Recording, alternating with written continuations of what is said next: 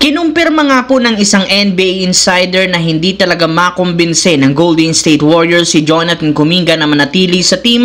Kakausapin lamang nila ito upang magamit siya bilang isang sign and trade deal. Sa madaling salita, ito ang magsisilbing main piece sa kanilang gagawing trade. Maaari rin naman nila itong gamitin bilang offer sa mga target na kagaya ni na Kevin Durant mula sa Phoenix Suns, si Giannis ng Milwaukee, si Derek White at Kristaps Porzingis, Jrue Holiday ng Boston Celtics. Isa nga ang Warriors sa mga posibleng makipag-usap sa Boston since alam nila na inaasahang magbabawas ito ng key player.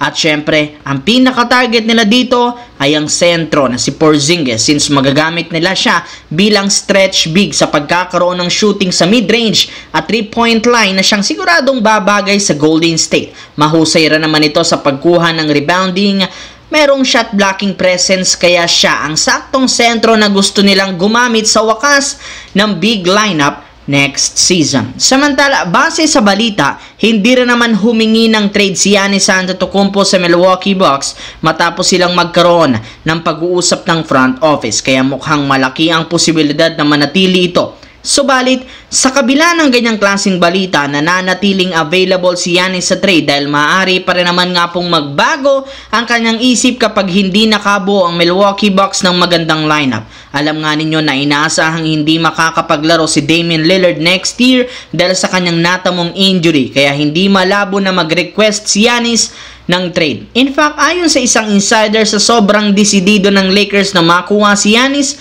mismong front office na nila ang tumawag sa Milwaukee para malaman kung ano ang dapat nilang gawin para makuha ito. Hihintayin pa rin naman nila si Giannis na maging officially available at kapag nangyari yan, agad nga silang makikipagnegosasyon sa Milwaukee as soon as possible.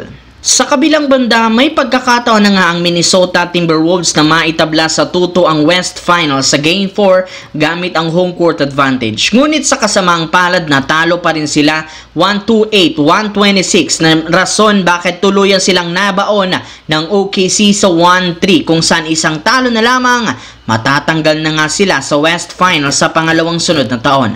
At isa sa mga may kasalanan ng pagkatalo ay si Anthony Edwards na bigla nga pong nawala ang presensya sa crucial game. In fact, nakapagtala lamang ito ng 16 points, 4 rebounds, 6 assists kasama na ang bagsak na efficiency ratings na -3 kasama na ang 5 turnover. At masakit pa dyan, simula nga po ng umpisa, hindi na nga talaga ito agresibo gumalaw matapos lamang siyang makapagtala ng 4 points sa first half. Kaya hindi na nakapagtataka bakit naging dikit ng sobrang labanan ng Wolves, pati syempre naghahabol sila sa OKC na pinangunahan ng MVP na si Shai Gilgeous-Alexander na merong 40 points, 9 rebounds, 10 assists at si Jalen Williams na merong 34 points.